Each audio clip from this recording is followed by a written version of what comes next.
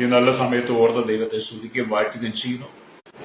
വിവിധ സ്ഥലങ്ങളിൽ രാജ്യങ്ങളുമൊക്കെയുമായിരുന്ന ദൈവത്തിന് വചനം കേൾക്കുന്ന എല്ലാ പ്രിയപ്പെട്ടവർക്കും കർത്താവായ യേശുക്രിസ്തുവിന്റെ വിലയേറിയ നാമത്തിൽ എന്റെ സ്നേഹവന്ദനം.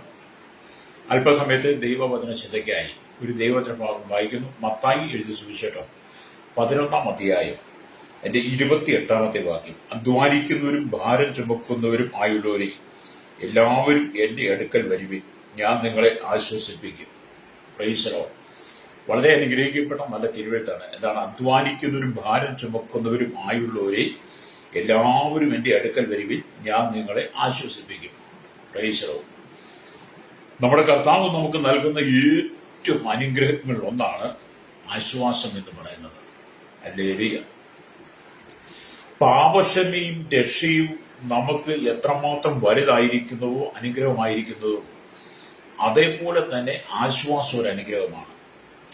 കൂടാതെ പരിശുദ്ധാത്മാവിനാൽ നിറയപ്പെടുക, അഭിഷേകത്താൽ നിറയപ്പെടുക, ആത്മീയ വരങ്ങളും ഫലങ്ങളും നമ്മുടെ ഉള്ളിൽ നിറയപ്പെടുക, സമാധാനവും സന്തോഷവും നമ്മുടെ ഉള്ളിൽ പ്രാപിക്കുക എന്നൊക്കെ പറയുന്നത് അതും വലിയൊരു ആശ്വാസമാണ്. ഹല്ലേലൂയ.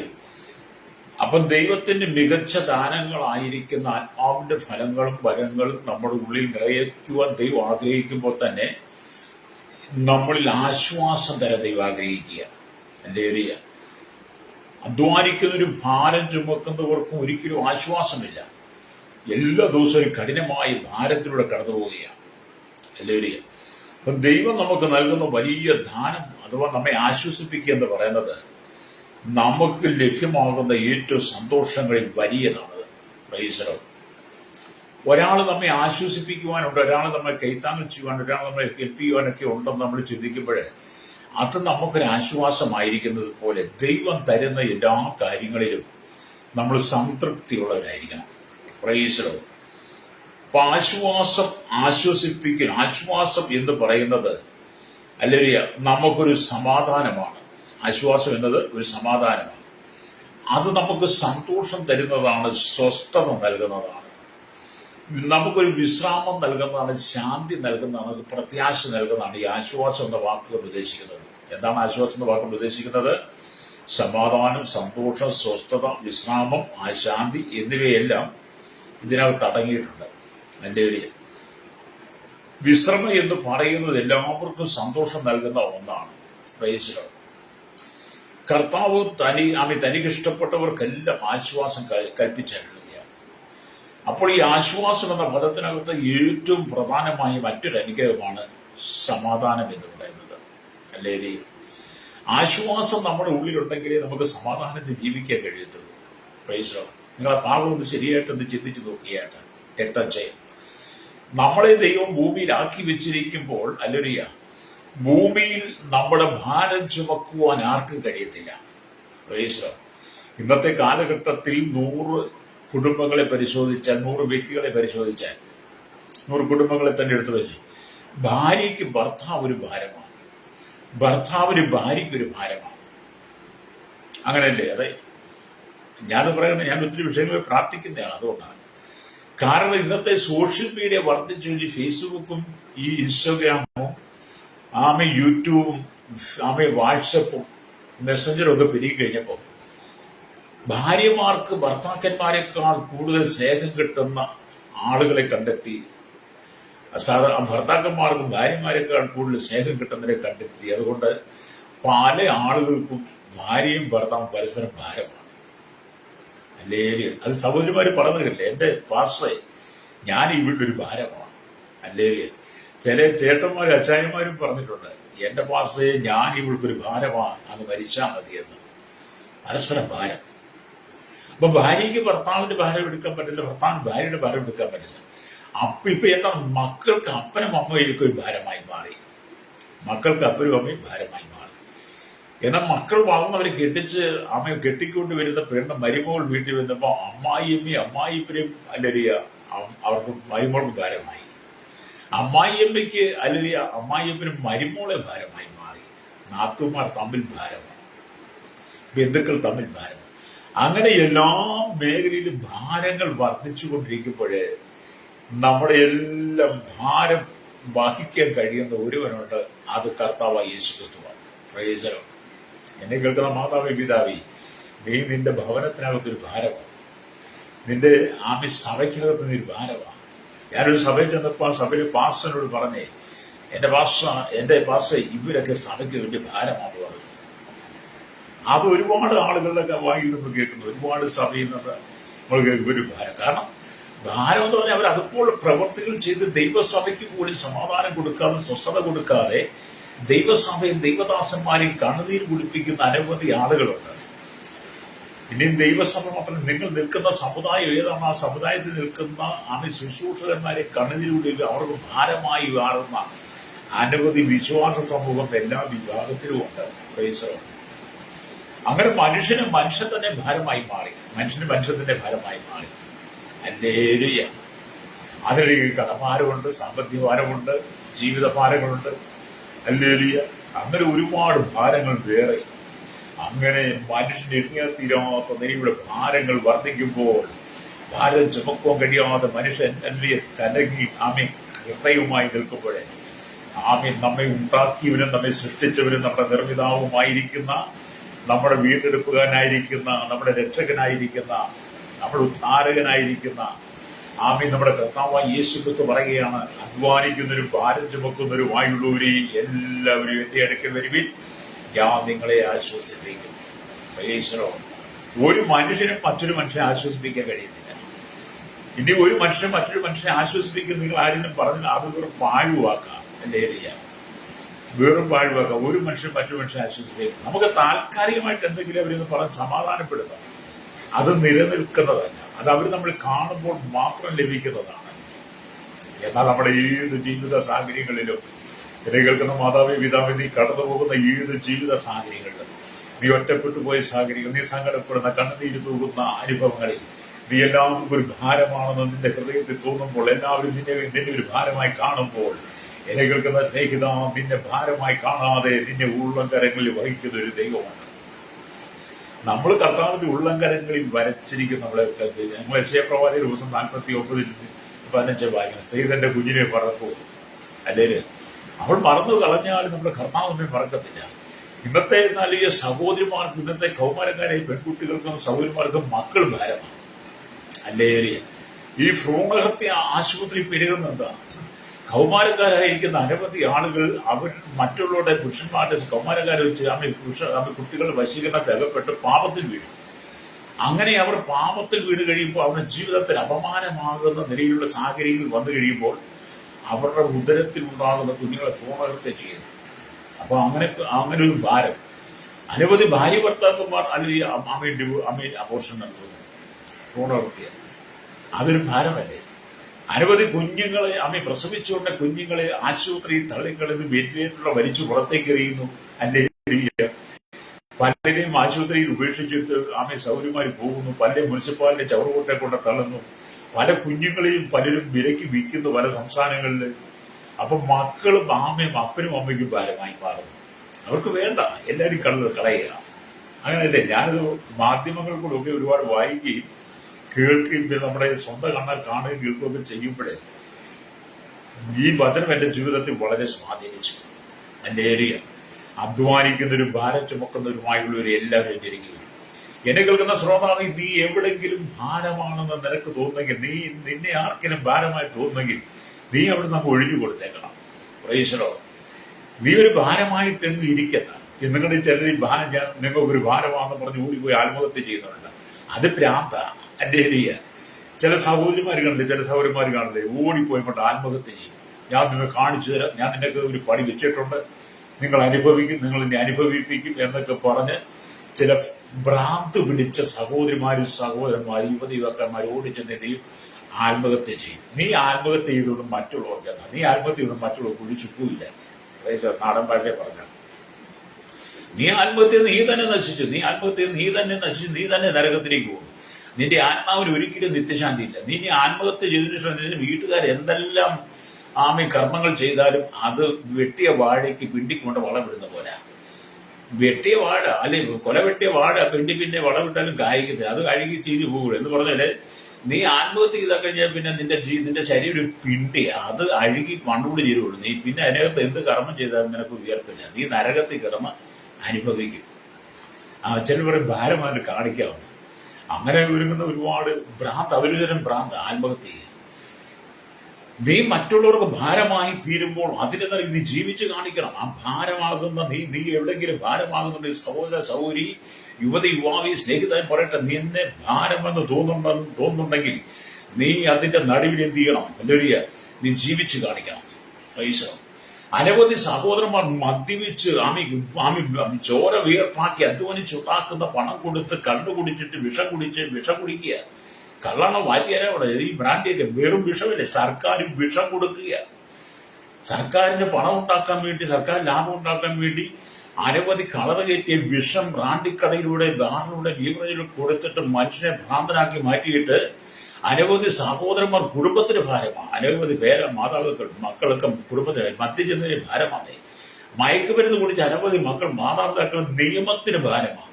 അല്ലേ സോദരം? അങ്ങനെ നമ്മൾ ഒരുപാട് ഭാരം, നമുക്ക് ഈ ഭാരം എന്ന് പറയുമ്പോൾ ഒരുപാട് മേഖലയുണ്ട്. ഇന്ന് പകൽ എന്നെ കേൾക്കുന്ന മാതാവി, പിതാവി, ഏതെങ്കിലും വിധത്തിൽ ഭാരം അനുഭവിക്കുന്നുണ്ടെങ്കിൽ നിനക്ക് താങ്ങുവാൻ കഴിയാത്ത ഭാരം നീ എടുക്കരുത്. നിന്റെ ഭാരങ്ങളെ ഇറക്കി വെക്കുവാൻ ഒരിടമുണ്ട്. അതാണ് യേശുവിന്റെ സന്നിധി. അതുകൊണ്ടാണ് യേശു തന്റെ ശുശ്രൂഷ രംഗത്ത് വിളിച്ചു പറഞ്ഞത്, അധ്വാനിക്കുന്നവരും ഭാരം ചുമക്കുന്നവരുമായുള്ളവരെ എല്ലാവരും എന്റെ അടുക്കൽ വരുവിൻ, ഞാൻ നിങ്ങളെ ആശ്വസിപ്പിക്കും. ഹല്ലേലൂയ. എന്നിട്ട് കർത്താവ്, ഞാൻ സൗമ്യതയും താഴ്മയും ഉള്ളവൻ ആകുകയാൽ എന്റെ മുഖമേറ്റുകൊണ്ട് എന്നോട് സംസാരിപ്പിക്കും. സൗമ്യതയും താഴ്മയും ഉള്ള ഒരു മനുഷ്യനെ ഈ ഭൂമി കണ്ടെത്താൻ പറ്റത്തില്ല. ഇനി അങ്ങനെ നിങ്ങൾ പറയും ഞാൻ സൗമ്യതയും താഴ്മയുള്ളവനെന്ന് പറഞ്ഞാൽ അത് നിങ്ങൾ തന്നെ പറഞ്ഞിരുന്നാൽ മതി. ഹല്ലേലൂയ. സൗമ്യതയും താഴ്മയും എന്ന് പറഞ്ഞാൽ അത് മനുഷ്യന്റെ ജീവിതത്തിൽ അതൊരു പഠനമാണ്. ഹല്ലേലൂയ. അത് നമുക്ക് എഴുതി തന്ന, അത് ഓരോ രാജ്യത്തിന്റെ ആ സംസ്കാരം അനുസരിച്ച് അവരുടെ ഭാഷകളിൽ, ആ ഭാഷകളിൽ സൗമ്യതയും താഴ്മയും അവർ എഴുതി പറഞ്ഞ് പഠിപ്പിക്കും. നമ്മൾ അതേ അനുഭവത്തിൽ വരാനാ. അല്ലേലേ? അല്ല, നമുക്ക് സൗമ്യത താഴ്മയില്ല. സൗമ്യതയും താഴ്മയും ഇവിടുത്തെ മത നേതാക്കന്മാരുണ്ടായിരുന്നെങ്കിൽ കേരളത്തിൽ, ഭാരതത്തിൽ, ലോകരെ ഇത്രയും അല്ലെങ്കിൽ മതത്തിന്റെ പേരിൽ അക്രമം ഒഴിച്ചു വിടത്തില്ലല്ലോ. സൗമ്യതയും താഴ്മയും മത നേതാക്കന്മാർക്കുണ്ടായിരുന്നെങ്കിൽ മതത്തിന്റെ പേരിൽ രക്തച്ചൊരിച്ചിലുണ്ടാകുമായിരുന്നു. സൗമ്യതയും താഴ്മയും രാഷ്ട്രീയക്കാർക്കുണ്ടായിരുന്നെങ്കിൽ ഇവിടെ രാഷ്ട്രീയ അരാജകത്വം നടക്കുമായിരുന്നു. ഹല്ലേലൂയ. സൗമ്യതയും താഴ്മയും നമ്മുടെ കേന്ദ്ര സംസ്ഥാന ഗവൺമെന്റ് ഭരണാധികാരികളിൽ ചെറുകിട താഴെത്തട്ട് മുകളിൽ വരെയുള്ളവർക്ക് സൗമ്യതയും താഴ്മയും ഉണ്ടായിരുന്നത് കേരളം, ഭാരത സ്വർഗമാകത്തില്ല, ലോകരാജ്യ സ്വർഗമാകത്തില്ല. രാഷ്ട്ര തലവന്മാർക്ക് സൗമ്യതയും താഴ്മയുണ്ടോ? ഒരുത്തനും ഇല്ലെന്നേ. ചുമ്മാ അങ്ങ് വാചാലതയാകുക. ഞാൻ സൗമ്യതയുള്ളവനാ, താഴ്മയാണ്. ചിലർ പറയും ഭയങ്കര സൗമ്യതയുള്ളവനാ കേട്ടോ. നമ്മൾ കാണണം സൗമ്യത. ഹല്ലേലൂയ. പൊളിച്ച പിന്നെ പറയുന്ന വാക്കുകൾ, ഹല്ലേലൂയ. അങ്ങനെയുള്ളവർ കണ്ടിട്ടില്ലേ? സ്വതം ചില പഞ്ചപാപമായിട്ട് അയ്യോ ഒന്നും പറയത്തില്ല, ആരും തല കുടിച്ചിങ്ങനെ കൈകെട്ടി എപ്പോഴും നിൽക്കുന്ന ചില കപട വിശ്വാസികളുണ്ട്, ചില കപട ആൾക്കാരുണ്ട്. എന്ത് പറഞ്ഞെങ്കിൽ തല താഴ്ത്തി കൈ കെട്ടിക്കുക. എന്നാൽ ഭയങ്കര സൗമ്യം താഴ്ത്തി, ഭയങ്കര അഭിനയമാണേ. ഇങ്ങനെ കൈ കെട്ടിയാൽ നിൽക്കുക, ഭയങ്കര അഭിനയം. കണ്ടിട്ടില്ലേ അവനെ? പക്ഷെ വായ കൊണ്ട് തുറക്കണം. അല്ലേ? മുനിസിപ്പാലിറ്റി ചണ്ടിക്കൂമ്പാരത്തിൽ അത്ര നാറ്റം കാണത്തില്ല, വാതകമാണ്. അല്ലേ? ഇവിടെ മാനസാന്തരപ്പെടും. ഞാൻ നിത്യതയിലേക്ക് നിങ്ങൾ എത്താനുള്ള കാര്യങ്ങളാണ് പറയുന്നത്. അല്ല ഞാൻ നിങ്ങളെ അങ്ങ് അമേരിക്കയിലേക്ക് വിടാമെന്നോ അങ്ങ് ഇറ്റലിയിലേക്കോ ജർമ്മനിലേക്കോ ഇംഗ്ലണ്ടിലേക്കോ വിടാമെന്നോ അല്ല പറഞ്ഞത്.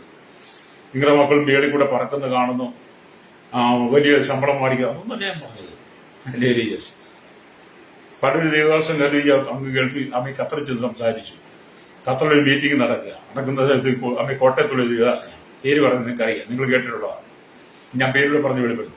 അദ്ദേഹം അവിടെ ചെന്ന് പ്രസംഗിച്ചു കൊടുത്ത് പറഞ്ഞു, എന്റെ സഹോദര സൗരി, നിങ്ങളുടെ വീട്ടിലേക്ക് സ്കോർപിയോ കാർ ഇറങ്ങി വരുന്നത് കണ്ടെന്ന് പറഞ്ഞു.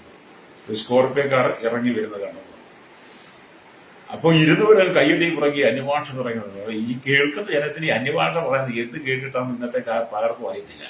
ഇന്ന് പലരും സഭയ്ക്കകത്ത് അന്യഭാഷ മറുഭാഷ പറയുന്നത് എന്താ കേട്ടിട്ടാ പറയുന്നത് അവർക്ക് തന്നെ അറിയത്തില്ല. വരുന്ന ദൈവദാസനെ ഒന്ന് ചാടി മാറി ഒച്ച വെച്ച് ബഹളം ഉണ്ടാക്കി, അല്ലെങ്കിൽ രണ്ട് ദോഷം, അല്ലെങ്കിൽ ഗ്ലോറിയൊക്കെ പറഞ്ഞ് വിറ്ററി ജയമൊക്കെ പറഞ്ഞു കഴിയുമ്പോൾ ഇരുന്ന ജനം എന്താന്ന് പറയണ്ട, അവര് പെടുന്ന അന്യഭാഷയിൽ ആത്മാവിലായി.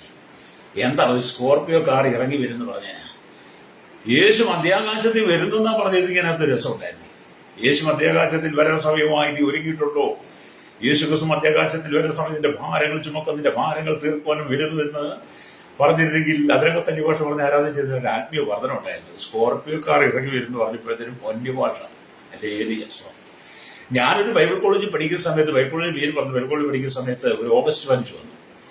ഓഗസ്റ്റ് 15 വന്നോടനെ അന്ന് സഭ അമ്മ ബൈബിൾ കോളേജിൽ സീനിയർ ആൾക്കാരെല്ലാം അവിടെ ഒരൊറ്റ പാട്ട് വന്ദേമാതരമാണ്. വന്ദേമാതരം പാടി അങ്ങോട്ട് ആഗസ്റ്റ് 15 ആഘോഷിക്കുക.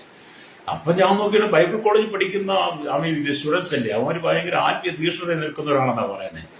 വന്ദേമാതരം അങ്ങോട്ട് പാടി അങ്ങോട്ട് തുടങ്ങി കഴിഞ്ഞപ്പോൾ ഇരുന്നവരെന്റെ ആത്മാവിലായി, അന്യഭാഷയിലായി. ഓർത്തു നോക്കി. അപ്പൊ നമ്മുടെ അന്യഭാഷയൊക്കെ പലരും ദുർവിനിയോഗം ചെയ്യുക. എവിടെയാണ് ഇത് പറയേണ്ട? അന്യഭാഷ ഏത് സമയത്ത് ഉപയോഗിക്കണം, ഏത് മേഖലയാണ് ഉപയോഗിക്കണം, അത് ഉപയോഗിക്കേണ്ട സാഹചര്യം എന്താണ്, സന്ദർഭം എന്താണെന്ന് അറിയാൻ കഴിയാതെ പലരും ഇങ്ങനെയൊക്കെയാ. അല്ല നിങ്ങൾ പറയട്ടെ, ഞാനീ പറഞ്ഞത് ഇത് കേൾക്കുന്ന ആരെങ്കിലും ഉണ്ടെങ്കിൽ നിങ്ങൾ തിരിച്ചോർക്ക് 2006 നടന്ന സംഭവം.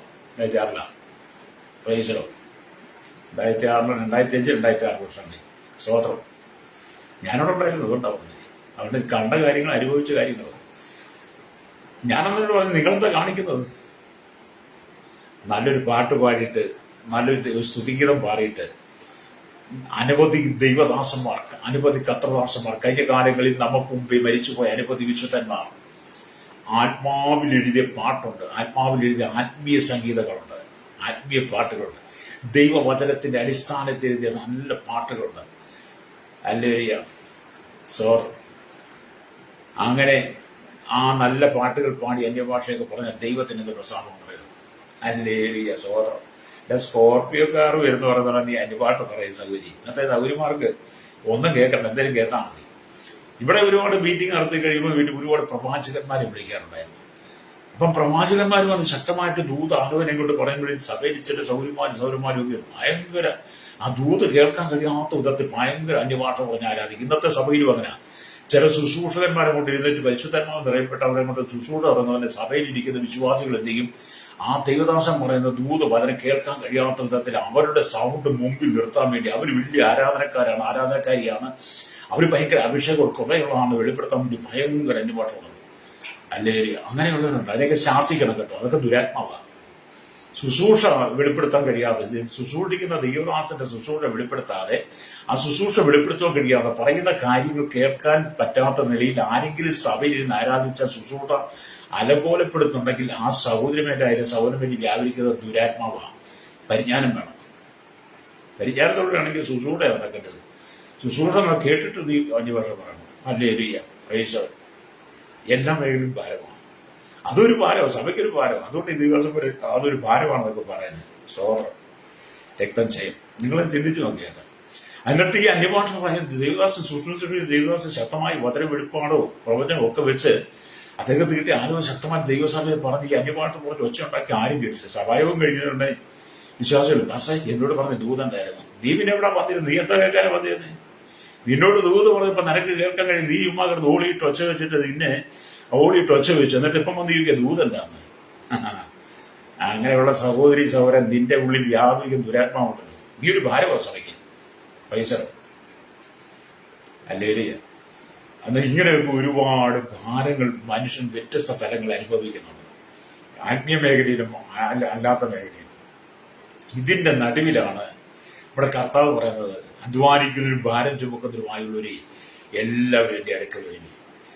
നമ്മൾ എന്തെല്ലാം ചെയ്താലും കർത്താവിന് നമ്മളൊരു ഭാരമല്ല കേട്ടോ.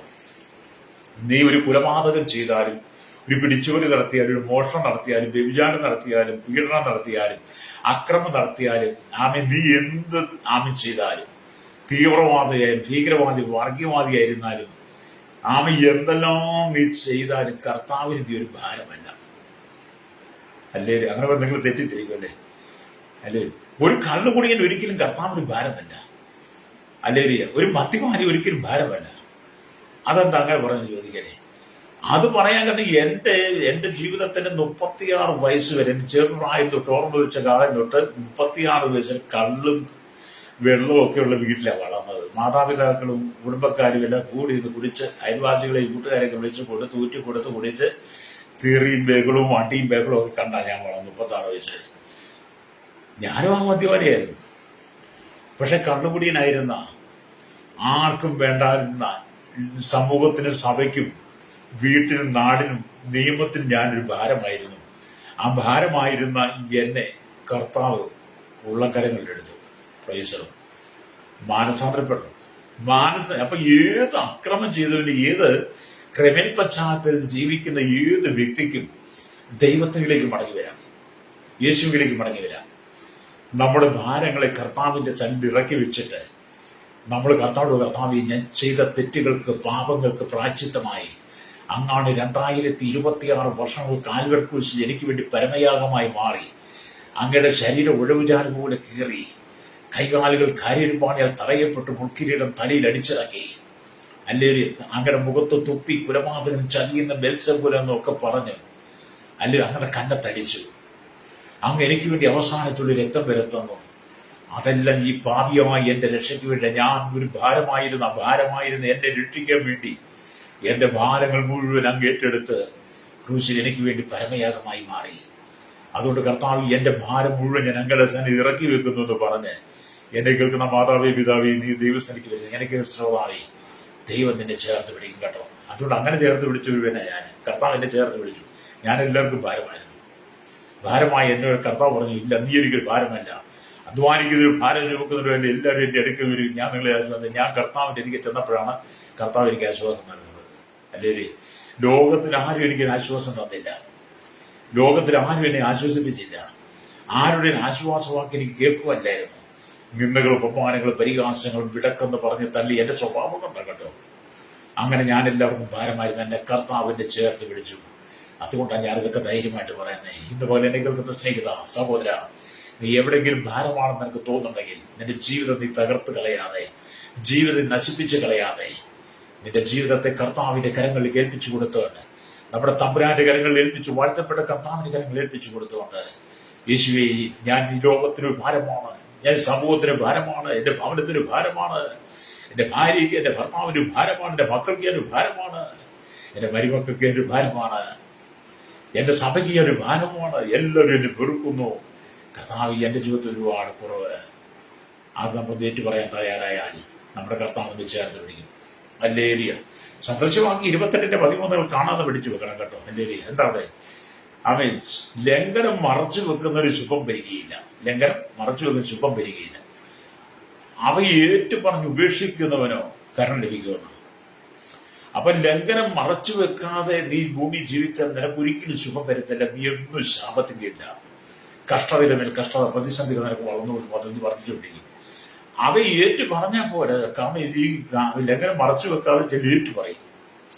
ആ ഏറ്റു പറയുന്ന ആ സമയം മാത്രമേ കാണുള്ളൂ. പിന്നെ ഇറങ്ങിയ വീണ്ടും പഴയതുപോലെ തന്നെ. നായുടെ വാല് 12 വർഷം കൊള്ളിലെടുത്തിട്ട് ഊരിയാലും അങ്ങനെ തന്നെയാണ്. ഞങ്ങളീ താമസിക്കുന്ന സ്ഥലത്ത് ഒരു സഹോദരിയുണ്ട്, വലിയ പ്രായമുള്ളതാണ്. എന്നും രാവിലെ അയൽവാസികളെ ചീത്ത വിളിക്കും, എന്നെയും വിളിക്കും കേട്ടോ. ഭയങ്കര ചീത്ത. ഒരു കാര്യമില്ല, നിങ്ങൾ വന്നാൽ അന്വേഷിച്ചാൽ മതി. ഞങ്ങളാരും ഒന്നും പറയാറില്ല. ഭയങ്കര ചീത്ത. രാവിലെ ഒരു 6:30 പള്ളിയിൽ പോകും, പുറത്തേക്ക് കുട്ടികൾ പോകും. തിരിച്ചിങ്ങോട്ട് വന്നു കഴിഞ്ഞാൽ പിന്നെ ഭയങ്കര തെറിയ, ഹല്ലേലൂയ, സ്തോത്രം. അങ്ങനെയൊക്കെ വലിയ ഭാരം ചിലരൊക്കെ ഉണ്ട്. ഹല്ലേലൂയ, സ്തോത്രം. എന്നെ കേൾക്കുന്ന നമ്മൾ ഈ വലിയ ഭക്തിയുടെ വേഷം കെട്ടി നിൽക്കുന്നതല്ല. നമ്മൾ ഇവരൊക്കെ ഈ പള്ളിയിലൊക്കെ ചെന്നിട്ട് ഇതൊക്കെ എന്നിട്ട് ധ്യാനത്തിന് പോയതുകൊണ്ട് എല്ലാവരും പറഞ്ഞു മാനസാന്തരപ്പെട്ട് കാണുമെന്ന് പറഞ്ഞു. എവിടെ മാനസാന്തരപ്പെടാൻ? അപ്പം എന്നോട് പറഞ്ഞു, മാനസാന്തരപ്പെട്ട് കാണും, ധ്യാനത്തിന് പോയി. ഞാൻ പറഞ്ഞു, ശരിയാ. ഇത് നമ്മൾ എത്രയോ പ്രാവശ്യം, നമ്മൾ 10-20 വർഷമല്ലേ കാണാൻ തുടങ്ങിയിട്ട്. പാർട്ടിയുടെ പാല് 12 വർഷം കൊണ്ടിട്ട് ചൂരി പഴയ കുരി നിങ്ങളിപ്പം വരുമ്പോൾ കണ്ടോളാൻ പറഞ്ഞു. അന്ന് കഴിഞ്ഞപ്പോഴെന്തോ പിന്നെ കാടിന് തീയിട്ട പോലെ ഫ്രൈസറോ എന്നെ കേൾക്കുന്ന പ്രശ്നം. നമ്മൾ മാനസാന്തരപ്പെടും. നമ്മൾ കർത്താവിന്റെ സന്നിധിക്ക് വന്നാൽ, യേശുവിന്റെ കാര്യങ്ങൾ നമ്മൾ ഏൽപ്പിച്ചു കൊടുത്താൽ, നമ്മൾ എവിടെ ഭാരമായിരുന്നു ആ ഭാരം മുഴുവൻ കർത്താവ് ഏറ്റെടുത്തിട്ട് നമ്മെ സ്വതന്ത്രനാക്കി മാറ്റും. നിന്റെ മനസ്സ് സ്വതന്ത്രമായി മാറണം, നിന്റെ ഹൃദയം സ്വതന്ത്രമായി മാറണം. അതുകൊണ്ട് ആശ്വാസം എന്ന് പറയുന്ന വാക്കിനകത്ത് സമാധാനമുണ്ട്, സന്തോഷമുണ്ട്, സ്വസ്ഥതയുണ്ട്, വിശ്രാമമുണ്ട്, അതുപോലെ തന്നെ പ്രത്യാശയുണ്ട്. ഈ ആശ്വാസം എന്ന് പറയുന്നത് കർത്താവ് ഇതെല്ലാം കൂടെ അതിനകത്ത് തരുന്നത്. Hallelujah, price the Lord. അപ്പൊ തന്നെ സമാധാനം എന്ന് പറയുന്ന വാക്കിനകത്ത് എന്തുണ്ട്? സൗമ്യതയുണ്ട്. സ്തോത്രം, സൗമ്യതയുണ്ട്. Price the Lord. താഴ്മ, സൗമ്യതയുണ്ട്. അതേ, ഒരു ആശ്വാസം എന്ന് പറയുന്നത് നിന്റെ ജീവിതത്തിൽ പലവിധമായ പ്രതിസന്ധികളുടെ കടന്നു പോകുന്ന മാതാവേ, പിതാവേ, ഒന്ന് മാനസാന്തരപ്പെടാൻ. ഹല്ലേലൂയ. ഒന്ന് മാനസാന്തരപ്പെട്ട നമ്മുടെ ജീവിതം അനുഗ്രഹത്തിന്റെ കൊടുമുടിയിലെത്തും. Praise the Lord. ഹല്ലേലൂയ. പഴയ നിയമത്തിലും കർത്താവ് നമുക്ക് ആശ്വാസത്തെ വാഗ്ദത്തം ചെയ്തിരിക്കുന്നു. പുറപ്പാട് പുസ്തകം വായിക്കുമ്പോൾ 33-ാം 14-ാമത്തെ വാക്യത്തിൽ ഇങ്ങനെ പറയുന്ന മോശ പറയുന്ന ഒരു വാക്കാണ്. 14-ാമത്തെ അല്ലെ പുറപ്പാട് പുസ്തകം 33-ന്റെ 14 ഇങ്ങനെ കിടക്കുന്നു: എന്റെ സാന്നിധ്യം നിന്നോടുകൂടെ പോരും, ഞാൻ നിനക്ക് സ്വസ്ഥത നൽകും എന്നല്ല ചെയ്തു. മോശയുടെ വലിയ പ്രാർത്ഥനയാണ്. അവൻ പാളയത്ത് പുറപ്പെടുന്ന സമയത്ത് മോശ പ്രാർത്ഥിച്ചപ്പോൾ മോശ പറഞ്ഞു, നിന്റെ സാന്നിധ്യം ഞങ്ങളോട് കൂടെ പോരുന്നില്ലെങ്കിൽ ഞങ്ങളെ ഇവിടെ പുറപ്പെടുവിക്കരുതേ. അപ്പൊ പുറപ്പെടുന്ന 33-ന്റെ അല്ലെങ്കിൽ 12 നമ്മൾ വായിച്ച മോശയുടെ പ്രാർത്ഥന കാണാൻ കഴിയും. അപ്പൊ മോശ പറഞ്ഞു, നിന്റെ സാന്നിധ്യം ഞങ്ങളോട് കൂടെ പോരുന്നെങ്കിൽ ഞങ്ങളോട് പുറപ്പെടുവിക്കരുതേ. അല്ലെങ്കിൽ എന്നോട് കൃപയുണ്ടെങ്കിൽ നിന്റെ വഴി എന്നെ അറിയിക്കണമേ. നിനക്ക് എന്നോട് കൃപയുണ്ടാകുവാൻ തക്കവണ്ണം ഞാൻ നിന്നെ അറിയുമാറാകട്ടെ. ഈ ജാതി നിന്റെ ജനം എന്ന് ഓർക്കണമേ. ആദ്യം നമ്മുടെ യഹോവയായ ദൈവം മോശയ്ക്ക് ഒരു മറുപടിയാണ്: എന്റെ സാന്നിധ്യം നിന്നോടുകൂടെ പോരും, ഹല്ലേലൂയ, ഞാൻ നിനക്ക് സ്വസ്ഥത നൽകും എന്നല്ല ചെയ്തു. അതേപോലെ നമ്മുടെ കൂടെ കർത്താവിന്റെ സാന്നിധ്യം ഉണ്ടായിരിക്കണം. കർത്താവിന്റെ സാന്നിധ്യം നമ്മുടെ കൂടെ ഉണ്ടെങ്കിൽ നമുക്ക് ഒന്നും ഒരു ഭാരമല്ല. Price the Lord. നിങ്ങളുടെ ജീവിതത്തിൽ ഭാരമെന്ന് തോന്നുന്ന ഏത് മേഖലയാണോ, ഏത് സാഹചര്യമാണോ, ഹല്ലേലൂയ, ചില പറയും എന്റെ പാസ്റ്ററെ ഇന്ന് ജോലി ഭയങ്കര ഭാരമായിരുന്നു, ഓഫീസിലൊന്നും ഇരിക്കാൻ പറ്റില്ല, കാലിലൊക്കെ ഇരിക്കാൻ പറ്റില്ല, മുഴുവൻ എഴുത്തും ചെന്ന സമയത്ത് ഭയങ്കര തിരക്കായിരുന്നു. അതെ, നമുക്ക് ശരിയാണ്, ആറ്റരികമായി ഇതൊക്കെ ശരിയാ, അല്ലെന്നൊന്നും ഞാൻ പറയുന്നില്ല. എന്നെ കേൾക്കുന്ന മാതാവി, പിതാവി, ശ്രോതാവി, സ്നേഹിത, നീ ചെയ്യുന്ന ജോലി മേഖലയായിരുന്നു, നിന്റെ ഓഫീസിലായിരുന്നു, നിന്റെ ഏത് മേഖല നിനക്ക് വലിയ ഭാരമായിട്ട് തോന്നുന്നെങ്കിൽ, ആ ഭാരത്തെ മുഴുവൻ കർത്താവിന് വിട്ടുകൊടുക്കുന്നെങ്കിൽ അതിനെ ദൈവം നിനക്കൊരു ആശ്വാസം തരുമ്പോൾ സമാധാനം, അല്ലെങ്കിൽ സന്തോഷവും സ്വസ്ഥതയും വിശ്രാമവും പ്രത്യാശയും സൗമ്യതയും താഴ്മയിൽ നിന്ന് നിന്നെ കണ്ട ആ ജോലി ശുശ്രൂഷകളെല്ലാം ചെയ്ത് ദൈവം നിവർത്തിക്കും. പ്രൈസ്. നമ്മൾ ദൈവത്തെ ആശ്രയിക്കാത്തതുകൊണ്ട്, കർത്താവിനെ ആശ്രയിക്കാത്തതുകൊണ്ടാണ് നമുക്കെല്ലാം ഭാരം. ഹല്ലേലൂയ. പണ്ട് പഴമക്കാരൊരു ചൊല്ലുണ്ട്: ഉറുമ്പിന് അരി ഭാരം, ആനയ്ക്ക് തടി ഭാരം എന്ന. അല്ലേ? സ്തോത്രം. ചെറുപ്പകാലം തൊട്ട് പഠിക്കുന്നത് എനിക്ക് ഒരുപാട് ഇതൊക്കെ അറിയാം. ഇങ്ങനത്തെ കാര്യങ്ങളല്ലേ പഠിച്ചല്ലോ. ഹല്ലേലൂയ. ആനയ്ക്ക് തടിഭാരം, ഉറുമ്പിന് അരിഭാരം. ശരിയാ. ഒരു ഉറുമ്പ് ഒരു അരിമണിയൊക്കെ പൊക്കിക്കൊണ്ട് വന്നാൽ നമുക്ക് അതിശയല്ലേ. ഉറുമ്പെന്ന് പറഞ്ഞാൽ എന്നോട് തിരികെ അതൊരു അരിമണിയും ചുമന്നുകൊണ്ട് പോകുന്ന കണ്ടു കഴിഞ്ഞാൽ ഭയങ്കര സ്പീഡിൽ പോകും. അതോ ആനയ്ക്ക് വരിക്കാവുന്നതിനേക്കാൾ വലിയ തടികളാണ്. ഞാൻ പണ്ട് കൂപ്പിലൊക്കെ പണിയുമ്പോൾ, റബ്ബർ തടി ചെയ്യുമ്പോൾ കൂപ്പിലൊക്കെ പോയിട്ടുണ്ട് ഞാൻ. അപ്പൊ അവിടെ ചെല്ലുമ്പോൾ വലിയ തടികൾ, ആനയ്ക്ക് വലിക്കാൻ പറ്റാത്ത വലിയ തടികളൊക്കെ കൂപ്പിന്റെ അടിവാരത്തോട് വലിച്ച് മുകളിൽ കൊണ്ടുവരണം. അത് ആനയ്ക്ക് തടിഭാരം എന്ന് പറഞ്ഞാല് മനുഷ്യന്റെ ജീവിതത്തിൽ വിവിധ കാരണങ്ങൾ, വിവിധ ഭാരങ്ങളുണ്ട്. ഈ ഭാരങ്ങളെല്ലാം നമ്മൾ കർത്താവിന്റെ മേൽ ഇറക്കി വെക്കണമെന്ന്. ഹല്ലേലൂയ. 55-ാം സങ്കീർത്തനം 22-ാം വാക്യം എന്താണ് പറയുന്നത്? നിന്റെ ഭാരം എന്റെ മേൽ വെച്ചുകൊള്ളുക, നിന്റെ ഭാരം യഹോവയുടെ മേൽ വെച്ചുകൊള്ളുക, അവൻ നിന്നെ പുലർത്തും. അപ്പൊ നിന്റെ ഭാരം യഹോവയുടെ മേൽ വെക്കണം. നിന്റെ ഭാരം കർത്താവായ യേശുക്രിസ്തുവിൽ വെച്ചു കൊടുക്കണം. അവൻ നിന്നെ പുലർത്തും. നീതിമാൻ കുലുങ്ങിപ്പോകാൻ അവൻ ഒരു നാളും സമ്മതിക്കുകയില്ല. എന്നെ കേൾക്കുന്ന മാതാവി, പിതാവ്, നീ കേരളത്തിലോ ഭാരതത്തിലോ വിദേശ രാജ്യങ്ങളിലോ എവിടെങ്കിലും കഷ്ടം സഹിക്കുകയാണെങ്കിൽ, കുടുംബജീവിതം തകർന്ന അനുഭവമാണെങ്കിൽ, കുടുംബജീവിതത്തിൽ നിരാശകളാണെങ്കിൽ, മക്കളെ കൊണ്ട് നിരാശ, ജോലി ഇല്ലാത്ത വകയാണെങ്കിൽ, ജോലി നഷ്ടപ്പെട്ടതിനാൽ പുതിയ ജോലിക്ക് വേണ്ടി നീ ആഗ്രഹിച്ച് ജോലിയില്ലാത്ത ഭാരമാണെങ്കിൽ, ചെയ്യുന്ന ജോലിയുടെ അനുസരിച്ച് സാലറി കിട്ടാതെ ഭാരം, ഹല്ലേലൂയ, നിന്റെ പഠനത്തിലെ ഭാരം, ഹല്ലേലൂയ. കഴിഞ്ഞ ദിവസമല്ലേ 3-4 വർഷം 10-14 മണിക്കൂർ ഡെയിലി ഇരുന്ന് വളരെ ഭാരത്തോടെ പഠിച്ച് നീറ്റ് പരീക്ഷ എഴുതിയ ആ നീറ്റ് പരീക്ഷ പെട്ടെന്ന് ക്യാൻസൽ ചെയ്തു. ഓർത്ത് നോക്കി, നമ്മുടെ കുഞ്ഞുങ്ങൾ എത്രമാത്രം ഭാരപ്പെട്ടു, നമ്മുടെ കുഞ്ഞുങ്ങൾ എത്രമാത്രം ഭാരപ്പെട്ട ഒരു നീറ്റ് പരീക്ഷ, എത്രമാത്രം കഠിനാധ്വാനം ചെയ്ത്, എത്രമാത്രം വേദനിച്ച് ഉറക്കമുളച്ച രാത്രികൾ, കണ്ണടയ്ക്കാത്ത രാത്രികൾ, ശരീരത്തിന് വിശ്രമം കൊടുക്കാതെ ആമിലരി ഇരുന്ന് കുത്തിയിരുന്ന് പഠിച്ച നമ്മുടെ കുഞ്ഞുങ്ങൾ നീറ്റ് പരീക്ഷ എഴുതി കഴിഞ്ഞപ്പോൾ ഒരു മാനിനെ അതങ്ങ് സസ്പെൻഡ് ചെയ്തു. ഡൽഹിയിൽ നടക്കുന്നത് കണ്ടില്ലേ? ഇപ്പോൾ നമ്മുടെ കുഞ്ഞുങ്ങളുടെ ഭാരം, നീറ്റ് പരീക്ഷ എഴുതിയ കുഞ്ഞുങ്ങളുടെ ആ നീറ്റ് പരീക്ഷ ക്യാൻസൽ ചെയ്ത കുഞ്ഞുങ്ങൾ കണ്ണുനീരോടെ വിലപിച്ച് പെരുവഴി ഇറങ്ങി സമരം നടത്തുന്നെങ്കിൽ ആ കുഞ്ഞുങ്ങളുടെ കണ്ണുനീര് ആ നീറ്റ് പരീക്ഷ ക്യാൻസൽ ചെയ്തവന്റെ കുടുംബത്തിന് തലമുറയ്ക്ക് കിട്ടും. ദൈവം നിന്നെ ഒന്നും വെറുതെ വിടത്തില്ല. പ്രൈസ്. എന്നെ കേൾക്കുന്ന കുഞ്ഞുങ്ങളെ, നിങ്ങൾ ദൈവത്തോട് പ്രാർത്ഥിക്കണം. ഞാൻ നിങ്ങൾക്ക് വേണ്ടി പ്രാർത്ഥിക്കുന്നുണ്ടാണ്. നിങ്ങൾ കഠിനാധ്വാനം നീറ്റ് പരീക്ഷ ചെയ്ത് നിങ്ങളെ അതൊക്കെ നഷ്ടപ്പെടുത്തി കഴിഞ്ഞപ്പോൾ ഞാനും അതിനകത്ത് ഭയപ്പെട്ടു. കാരണം വിദ്യാർത്ഥികൾക്ക് വേണ്ടി, വിദ്യാഭ്യാസ മേഖലയ്ക്ക് വേണ്ടി ഞാൻ വളരെ പ്രാർത്ഥിക്കുന്ന ആളാണ്. ഹല്ലേലൂയ, സ്തോത്രം.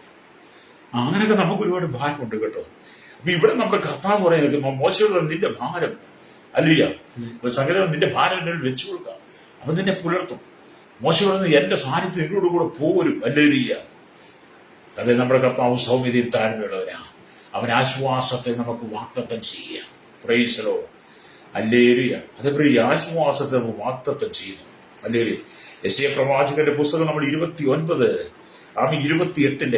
യെശയ്യാ പ്രവാചകന്റെ പുസ്തകം 28:12 വരുമ്പോൾ ഇങ്ങനെ കാണുന്നുണ്ട്. ഇതാകുന്നു സ്വസ്ഥത, ക്ഷീണിച്ചിരിക്കുന്നവന് സ്വസ്ഥത കൊടുപ്പിൻ, ഇതാകുന്നു വിശ്രാമം എന്ന് അവൻ അവരോട് അരുളി ചെയ്തു. ഹല്ലേലൂയ. ഹല്ലേലൂയ. വിശ്രാമം എന്താണ്? സ്വസ്ഥത. അതിന്റെ ചരിത്ര പശ്ചാത്തലേക്ക് പോകാൻ സമയമില്ല. ചരിത്ര പശ്ചാത്തലം മറ്റൊന്നും, പക്ഷെ ഇങ്ങനെ വാക്യം മാത്രം ഇങ്ങനെ എടുക്കുന്നതേ ഉള്ളൂ. ഇതാകുന്നു സ്വസ്ഥത, ക്ഷീണിച്ചിരിക്കുന്ന സ്വസ്ഥത കൊടുപ്പിൻ, ഇതാകുന്നു വിശ്രാമം എന്ന് അവൻ അവരോട് പറഞ്ഞു. അതിന് മുകളിലോട്ട് നോക്കിയാൽ ഒരു കൂട്ടം അല്ലൂയ മദ്യം കുടിച്ച് ചാഞ്ചാടുന്ന പുരോഹിതനെ, പ്രവാചകനെ, മറ്റുള്ളവരെയൊക്കെ കാണാൻ കഴിയും. അവരോർക്കുന്ന മദ്യം കുടിച്ച് സുബോധം എന്ന് പറഞ്ഞാൽ അങ്ങനെയൊക്കെയാകുന്ന. ഇതോടെ യെശയ്യാ പ്രവാചകന്റെ പുസ്തകം 28:7 എന്നാൽ ഇവരും വീഞ്ഞു കുടിച്ച് ചാഞ്ചാടുകയും മദ്യപിച്ച് ആടി നടക്കുകയും ചെയ്യുന്നു.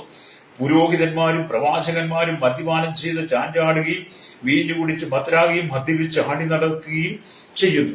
പുരോഹിതന്മാരും പ്രവാചകന്മാരും അടക്കം വീഞ്ഞു കുടി ചട്ടകസിച്ച് ചാഞ്ചാടി ആടി നടക്കുന്നത് ശരിയല്ലേ?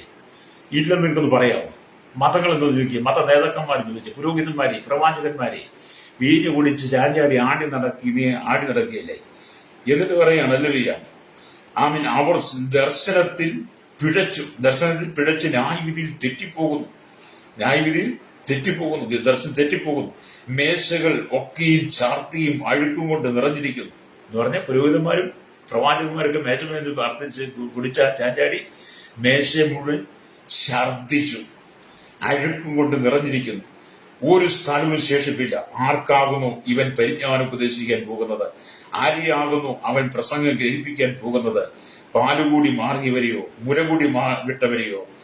ആമി ചട്ടത്തിന്മേൽ ചട്ടം, ചട്ടത്തിന്മേൽ സത്രം, ചട്ടം, സൂത്രമേൽ സൂത്രം, സൂത്രത്തിന്മേൽ സൂത്രം, ഇവിടെ അല്പം അവിടെ അല്പം എന്ന് അവർ ഇങ്ങനെ പറയുക.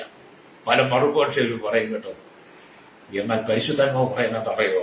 പരിശുദ്ധാത്മാവ് പറയും, അത് വിക്കി പറയുന്ന അതരങ്ങളാലും അന്യഭാഷയിലും അവൻ ഈ ജനത്തോട് സംസാരിക്കും. നമ്മുടെ കർത്താവ് പരിശുദ്ധാത്മാവ് വിക്കി പറയുന്ന അതരങ്ങളാലും അന്യഭാഷയിലും അവൻ ജനത്തോട് സംസാരിക്കും. ഇതാകുന്നു സ്വസ്ഥത, ക്ഷീണിച്ചിരിക്കുന്ന സ്വസ്ഥത കൊടുപ്പിൻ, ഇതാകുന്നു വിശ്രാമം എന്നവരോട്. അപ്പൊ പുരോഹിതന്മാരും പ്രവാചകന്മാരും പോലും വീഞ്ഞു കുടിച്ച് ആടി നടന്ന് മേശവിന്റെ ഛർദിച്ച് അഴുക്കാടി ദർശനം നഷ്ടപ്പെട്ട് ന്യായവിധിക്ക് വേണ്ടി പോകുമ്പോൾ അവർ ചട്ടത്തിന് സൂത്രം എന്നൊക്കെ പറഞ്ഞ് പലതും പറഞ്ഞ് ജനത്തെ വശീകരിച്ച് കളിയാക്കുക. പക്ഷെ വിക്കി പറയുന്ന അതരങ്ങളാലും അന്യഭാഷയാലും ദൈവം നമുക്ക് സ്വസ്ഥതയും വിശ്രാമം തരും. ഇതുപോലെ എന്നെ കേൾക്കുന്ന മാതാപിതായി ഈ ദൈവത്തിലേക്ക് മടങ്ങി വരണം കേട്ടോ. കർത്താവ് ലോകത്തെ സൃഷ്ടിച്ചപ്പോൾ മനുഷ്യൻ അധ്വാനിക്കുന്നതിന് വേണ്ടി പ്രകാശമേറിയ സൂര്യനെ സൃഷ്ടിച്ചു. ദൈവം ആകാശത്തെ ഭൂമി സൃഷ്ടിച്ച് മനുഷ്യനെ സൃഷ്ടിച്ച ആദ്യ പ്രകാശം മനുഷ്യൻ ഭൂമിയിൽ വെളിച്ചം കണ്ട് നടക്കാൻ വേണ്ടി, അധ്വാനിക്കുമ്പോൾ വെളിച്ചം കാണാൻ വേണ്ടി, അവന്റെ അധ്വാനം കഴിഞ്ഞാൽ വൈകിട്ട് വിശ്രമിക്കുമ്പോൾ രാത്രിയിൽ അവൻ സ്വസ്ഥത കിട്ടാൻ വേണ്ടി ദൈവം ആകാശത്തിൽ ചന്ദ്രന്റെ നല്ല തണുപ്പും നൽകി. ചന്ദ്രന്റെ നക്ഷത്രങ്ങളിൽ വിളക്കായിട്ട് നൽകി. ഹല്ലേലൂയ. അമാവാസിയിൽ ചന്ദ്രൻ ഇരുട്ട് പോയാൽ വെളിച്ചം നൽകുവാനായി നക്ഷത്രങ്ങളിൽ സൃഷ്ടിച്ചു. ഹല്ലേലൂയ. അതെ, നാം രാത്രി വേളയിൽ ശോഭ കുറഞ്ഞ വിളക്ക് കത്തിച്ചു വെച്ച് ഉറങ്ങാറില്ലേ? ഹല്ലേലൂയ, സ്തോത്രം. എന്നെ കേൾക്കുന്ന പ്രിയ സ്നേഹിത, നമ്മുടെ ഭാരങ്ങൾ മുഴുവൻ ചുമക്കാൻ കഴിയും നമ്മുടെ കർത്താവ്. ഹല്ലേലൂയ. അതുകൊണ്ട് ഇത് പകരം നിന്റെ ഭാരങ്ങളെ കർത്താവിന് ഏൽപ്പിച്ചു കൊടുക്കാൻ കഴിയുമോ?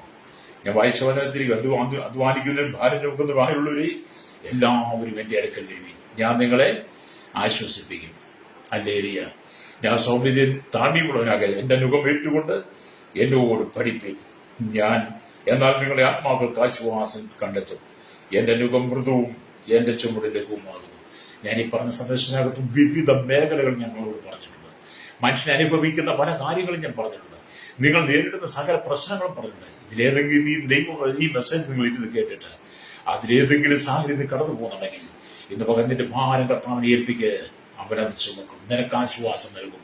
കണ്ണുകൾ അടച്ചാട്ട് പരിശുദ്ധ ഞങ്ങളുടെ നല്ല ദൈവമേ സ്വർഗ്ഗ പിതാവേ, അനുഗ്രഹിക്കപ്പെട്ട നല്ല സമയത്തിനായി കേരളത്തിൽ ഭാരത ലോക രാജ്യങ്ങൾ 800 കോടിയിലധികം ജനങ്ങൾ തലമുറ എണ്ണത്തിൽപ്പെടാത്തവർ ജാതി മത വർഗ വർണ്ണ വ്യത്യാസമുള്ള കൊട്ടാരത്തിൽ പാർക്കുന്ന ശൈശവത്തിൽ ബാല്യത്തിൽ കൗമാരി യുവനത്തിൽ പാർത്തി രാനുപുരത്തെ രക്ഷണ യാചകർ ഓർഫനേജ് ഓട്ടജീവ തടവറയിലായിരിക്കുന്ന രാജ്യരാഷ്ട്ര തലവന്മാർ അടക്കം എല്ലാ മത നേതാക്കന്മാരും എല്ലാ കർത്താവ് സാമൂഹിക സാംസ്കാരിക മാധ്യമം മീഡിയകളുടെ എല്ലാ രാഷ്ട്രീയ കർത്താവ് എല്ലാവരും ഭാരത്താൽ പരസ്പരം വിവിധ ഭാരങ്ങൾ ചുമക്കുന്നു.